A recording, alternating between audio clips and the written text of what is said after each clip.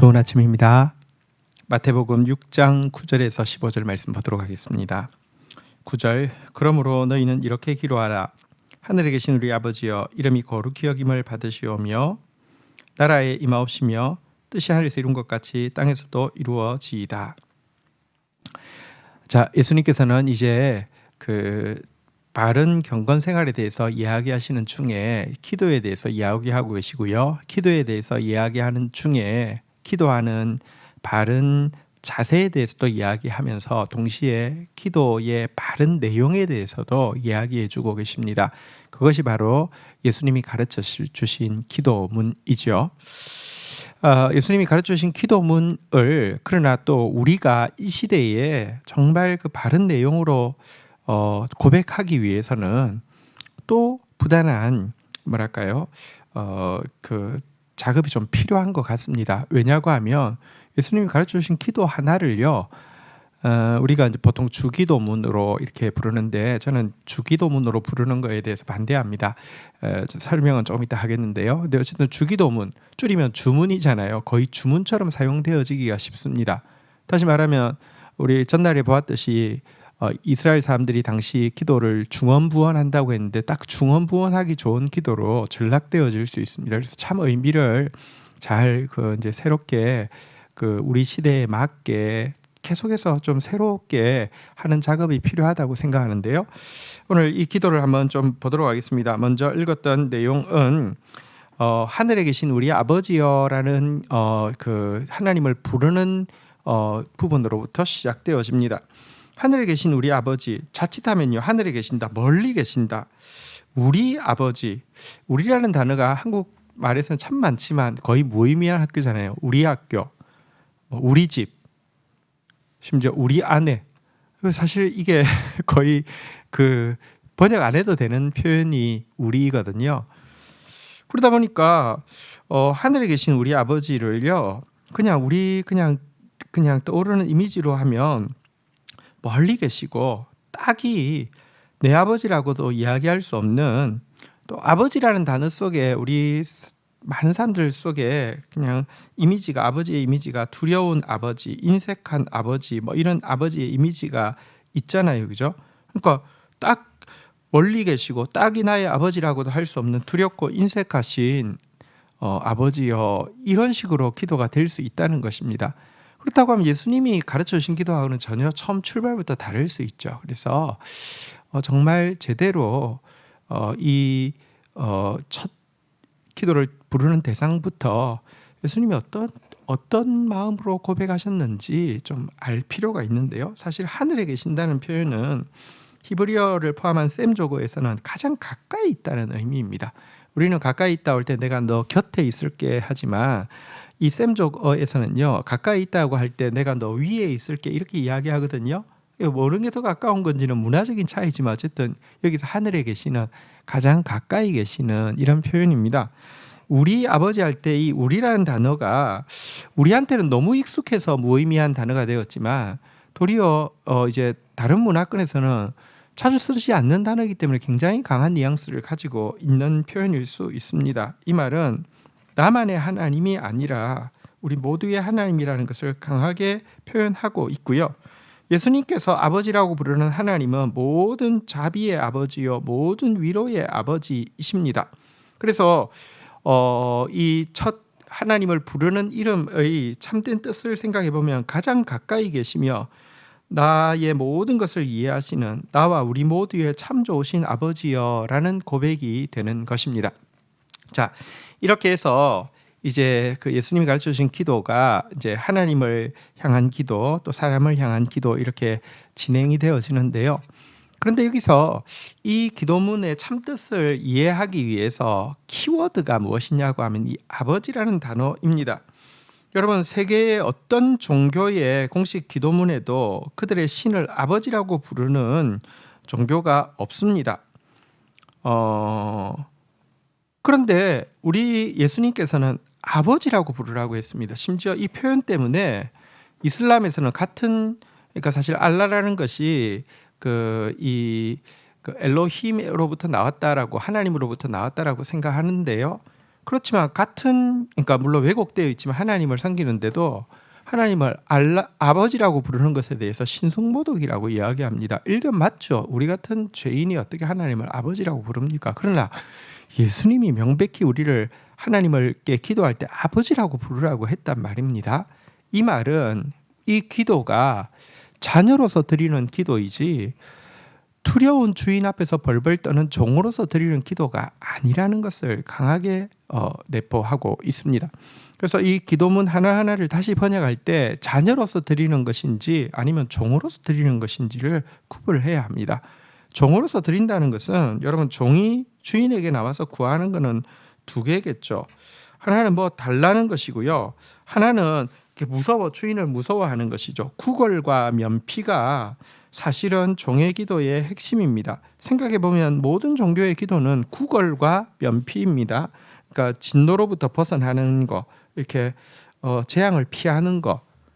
그런데 이렇게 기도드리며 예수님이 가르쳐 주신 기도를 잘못 드리는 것입니다. 자녀는요, 여러분 구걸과 면피, 면화가 기도의 핵심이 아니죠. 자녀로서 기도할 때는요, 특별히 좋으신 아버지의 자녀로서 기도할 때는 감사가 핵심을 차지하고 있고요. 또 한 부분에서는 헌신이 핵심을 차지하고 있죠. 왜냐고 하면 좋으신 아버지니까 감사하고요. 아버지의 모든 것이 자기 것이니까 얼마든지 헌신할 수 있는 것 아닙니까? 그래서 구절구절 감사와 헌신을 넣어서 이 기도문을 드릴 때에만 이 기도문의 참된 의미가 살아나게 됩니다. 자, 하나님을 위한 기도는 세 가지가 있습니다. 이름이 거룩히 여김을 받으시오며 나라가 임하시오며 뜻이 하늘에서 이룬 것 같이 땅에서도 이루어지이다. 이 세 가지인데요. 세 가지에다가 각각의 구절에 감사와 헌신을 넣어서 다시 고백하면 이런 내용이 되어집니다. 이름이 거룩히 여김을 받으시오며 하나님 아버지, 당신의 거룩이 저의 사랑과 정직을 통하여 모든 사람들에게 높임 받기를 원합니다. 이런 뜻이 됩니다. 우리가 목소리를 떨면서 거룩하신 하나님 한다고 거룩해지는 것 아닙니다. 거룩은 사랑과 이 정직의 정점에 존재하는 것입니다. 하나님을 거룩하다고 고백하려고 하면, 또 세상 사람들로 하여금 하나님을 거룩하다고 고백하려고 하면 우리의 행실이 사랑과 정직이 있어야 되죠. 우리의 사랑과 정직을 통하여 모든 사람들에게 당신의 이름이 높임받기 원합니다. 이런 뜻이 될 것입니다. 나라가 임하게 해달라는 말은 또 어떤 감사와 헌신을 할 수 있을까요? 먼저 감사할 수 있습니다. 하나님 나라는 여기 있다 저기 있다 할 것이 아니니 우리 안에 이미 예수 그리스도를 통하여서 의와 희락과 평강으로 임하셨기 때문에 감사할 수 있습니다. 무엇을 헌신해야 합니까? 이 하나님 나라가 우리를 통하여서 아직까지 이루어지지 않은 모든 영역, 모든 사람들 가운데 온전히 이루어지는 일을 위해서 헌신해야 합니다. 제 안에 이미 임하신 의와 희락과 평강의 하나님 나라로 인하여서 감사합니다. 이 나라가 온전히 이루어지는 일에 저 자신을 헌신합니다. 이런 고백이 되겠죠. 세 번째로 하나님을 위한 기도, 뜻이 하늘에서 이루어진 것 같이 땅에서도 이루어지이다. 무엇을 위해서 감사할 수 있겠습니까? 여기에 나오는 뜻의 핵심은 그리스도 안에서 아무도 멸망치 않고 다 회개하기에 이르기를 원하시는 것이 하나님의 뜻이죠. 이 뜻 때문에 우리가 구원받았고 이 뜻 때문에 세상이 결국 구원받을 것입니다. 이것을 인하여서 감사하면서, 그리고 이 뜻이 하늘에서 이루어졌는데 땅에서도 이루어지는 날이 속히 이를 수 있도록 제 자신을 헌신합니다. 이 고백이 이 기도문 속에 들어 있어야 될 것입니다. 자, 이제 11절부터는 사람을 위한 기도문입니다. 오늘 우리에게 일용할 양식을 주시옵고, 12절 우리가 우리에게 죄 지은 자를 사하여 준 것 같이 우리 죄를 사하여 주시옵고, 13절 우리를 시험에 들게 하지 마옵시고 다만 악에서 구하옵소서. 나라와 근세와 영광이 아버지께 영원히 있사옵나이다. 아멘. 사람을 위한 기도는 네 부분으로 구성되어 있습니다. 우리에게 일용할 양식을 주십시오. 우리가 우리에게 죄 지은 자를 사하여 준 것 같이 우리 죄를 사하여 주십시오. 우리를 시험에 들게 하지 마십시오. 다만 악에서 구하옵소서. 이 네 가지 기도로 구성되어 있습니다. 각각의 기도에 자녀로서 아들로서 감사와 헌신을 넣어서 고백하면 이런 뜻이 됩니다. 첫 번째, 우리에게 일용할 양식을 주시옵소서. 무엇을 인하여서 감사하고 무엇에 대해서 헌신할 수 있겠습니까? 하나님은 오늘도 우리가 하루를 살아가는데 필요한 모든 것을 풍성하게 허락하시는 좋으신 아버지입니다. 이것을 인하여서 감사해야 합니다. 그러면서 아직도 줄여 죽게 된 많은 사람들이 있습니다. 그들에게 일용할 양식을 나눠주는 일에 우리가 헌신해야 합니다. 이것을 가지고 기도해야 되겠지요. 자, 두 번째로 우리에게 죄 지은 자를 사하여 준 것 같이 우리 죄를 사하여 주옵소서. 이 기도를 가지고 무엇을 감사하고 무엇을 헌신할 수 있을까요? 첫 번째 감사해야 될 부분은 우리에게 무조건적인 용서를 허락해 주셨다는 것입니다. 우리가 우리에게 죄 지은 자를 사하여 준 것 같이 우리 죄를 사하여 주옵시고, 이 말이 우리가 이웃의 죄를 사하지 않으면 우리 죄를 사하지 않는다는 뜻입니까? 생각해보면 그렇지 않습니다. 무조건적으로 우리를 용서하셨습니다. 단지 우리가 이웃의 죄를 사하지 않고 앙심을 품고 있으면요, 하나님이 이미 우리에게 주신 이 용서의 기쁨과 자유와 능력을 못 누리는 것이죠. 이건 어리석은 것이죠. 그러나 주님은 우리가 예수 그리스도를 십자가에 못 박는 그 순간 이미 우리를 용서하셨잖아요. 그죠? 이 무조건적인 용서에 대해서 감사하며 무엇을 위해서 헌신해야 됩니까? 이 용서를 받았기 때문에 우리도 다른 사람 용서하는 사람이 되게 해달라고 기도해야 하는 것입니다. 세 번째, 사람을 위한 기도. 우리를 시험에 들게 하지 마옵소서. 이것 가지고 어떻게 기도해야 할까요? 만약 이 기도를 종으로서 드렸다고 하면 구걸과 면화로서 이 기도를 드렸다고 하면 전형적이죠. 제발 우리를 시험에 좀 들게 하지 마십시오. 제발 우리를 시험에 들게 하지 마십시오. 이렇게 될 것입니다. 그게 아니죠. 무엇을 인해서 감사할 수 있습니까? 하나님 우리를 절대로 시험에 들게 하지 않는 분이시기 때문에 그렇습니다. 너희가 시험 받을 때 하나님께 시험 받는다 하지 말라. 하나님은 누구도 시험하지 않는다 그랬습니다. 우리를 시험하지 않는 하나님에 대해서 감사해야 합니다.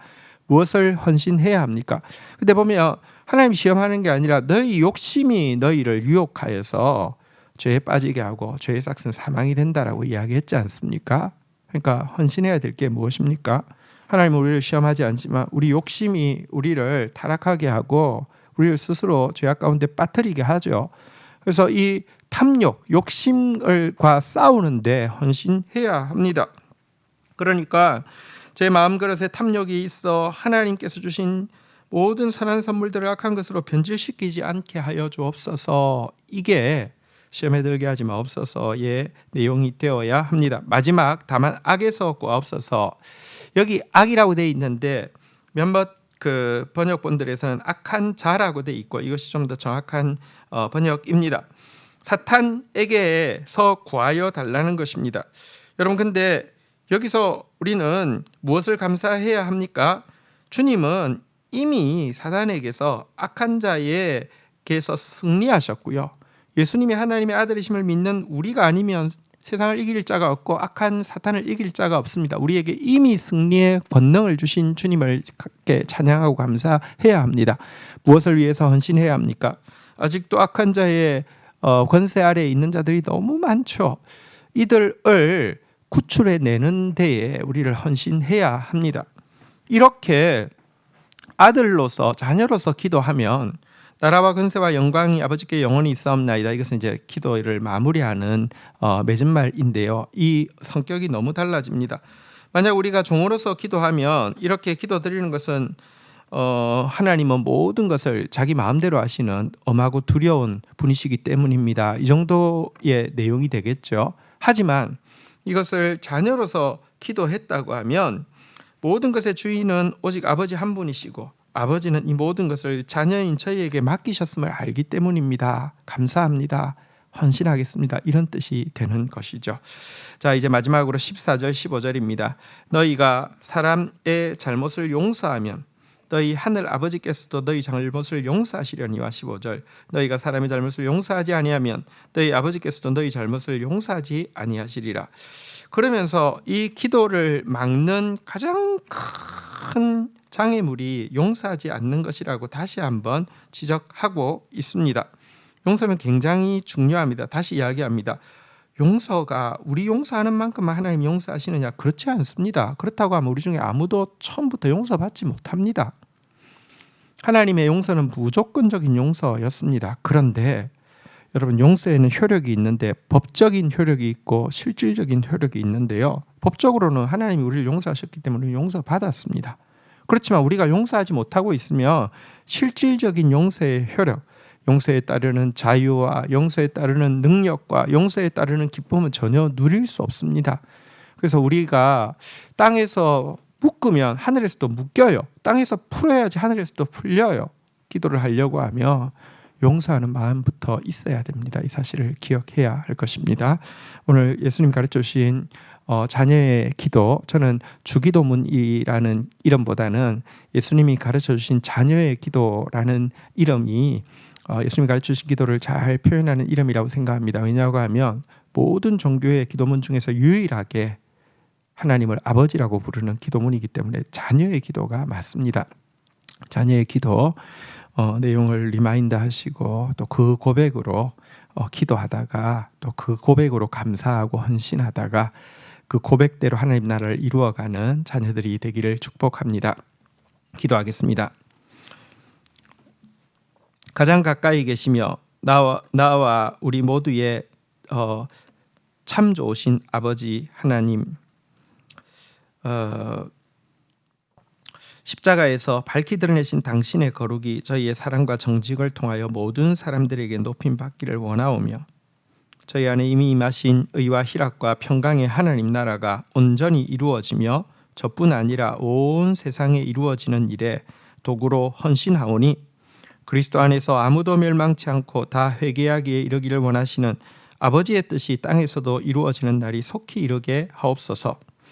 오늘도 하루를 살아가는 데 필요한 모든 것을 풍성하게 허락하신 좋으신 아버지여, 지금도 아버지를 떠나 주려 죽게 된 많은 사람들에게 일용할 양식을 나누어 주는 일에 저를 헌신하기를 다짐하오며 어리석게 이웃을 용서하지 못함으로 하늘 문을 닫아 아버지께서 이미 주신 용서의 기쁨과 능력을 누리지 못하는 일이 없도록 지켜주시고 저의 마음에 탐욕이 생겨 하나님께서 주신 각종 선한 선물들을 악한 것으로 변질시키지 않게 하옵시며 근신함과 승리하신 예수님을 의지함으로 아직도 악한 자의 권세 아래 있는 모든 자들을 건져내게 하옵소서.